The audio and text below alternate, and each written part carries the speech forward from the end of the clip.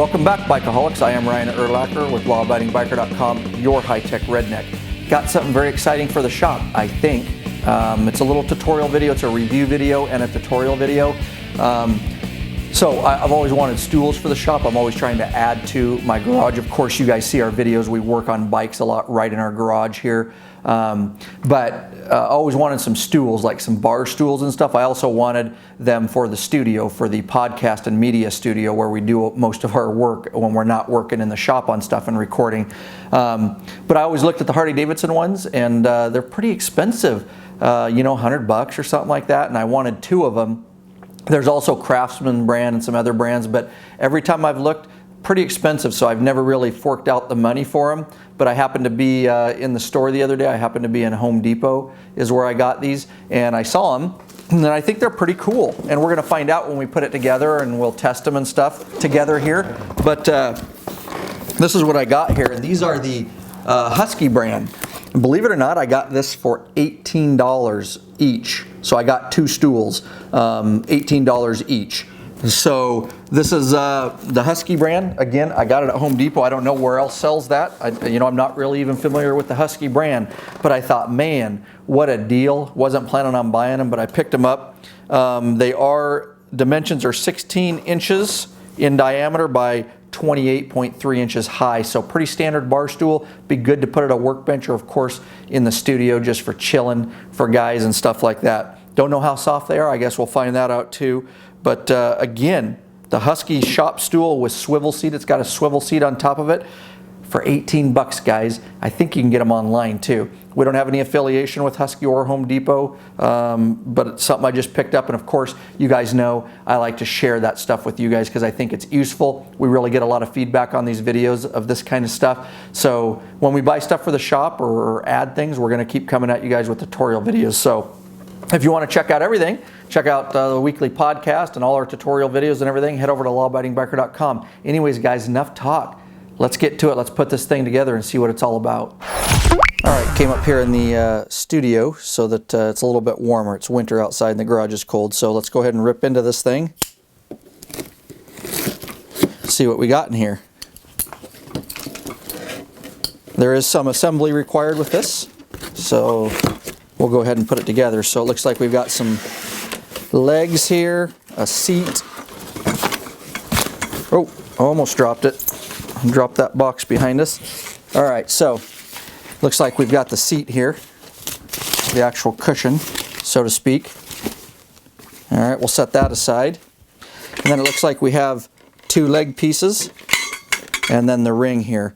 And it's all together with zip ties, so we can use a knife to break those, or I'll use some diagonal cutters here to get rid of all this. All right, comes with some instructions too. Don't need those. You can get those out of the way. We're going to do this together here.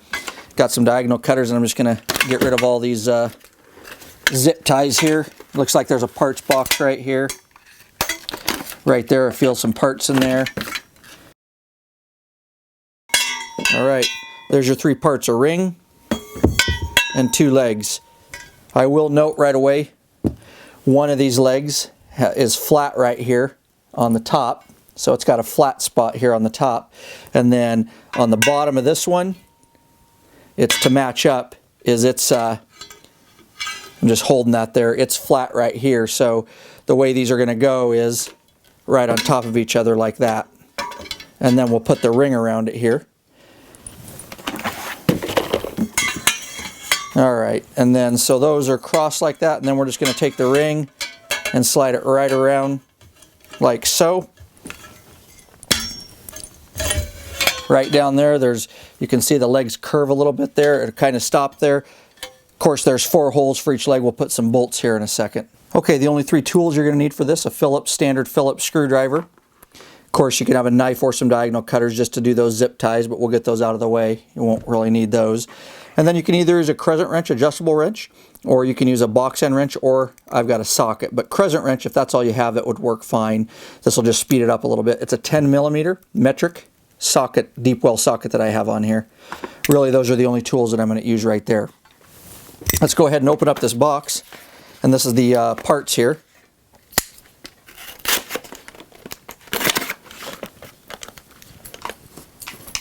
Okay, and we'll take the parts out here. And you've got the plate. This is the swivel plate. Of course, you can see it does swivel. So we know where that will go, probably for the seat pad there. And then a bag of parts here. And it looks like we've got 2 different sizes in here. And we've got 8 altogether. 8 bolts. And you've got 4 longer ones. So 4 longer ones here. And then you've got 4 shorter ones. And that's all the parts that came with it. Of course, we've got the seat down there. Those are the bolts. 4 long ones, 4 short ones. They got the lock nuts on them. So your longer 4 bolts are the ones that are going to go on around the base. There's 1, 2, 3, 4. And they just go in from the outside in. And then, of course, your little lock nut goes right on the inside. And that's your 10mm socket that we're going to use. Of course, a screwdriver to hold it. And then we're just going to start ratcheting the inside of this and get it tight. And we're just going to go around and do all 4 of these like that.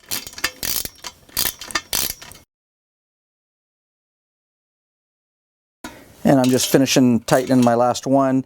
Once you get them so tight, this kind of sinks in, and so then you can just take that off. You don't really need to hold it anymore. You could over tighten these. I'm just giving them a couple, you know, they get tight in maybe another turn or 2. And that should be good. And I guess it's turning just a little bit. There we go. Nice and snug is all I'm getting those. All right, and of course this is the swivel plate, guys, that comes with the kit. And I'm just going to offset it a little bit. The reason is I've got to line this bottom plate up with all 4 holes here in the 2 legs. All right, so I'll just kind of get that offset like that. This is where those shorter bolts go. We've got the shorter bolts, and we're just going to go down in each one, and of course the nuts, the lock nuts, will go right on the bottom. And so I'm just reaching under now and putting a lock nut on here. And I'm just going to finger start all these underneath.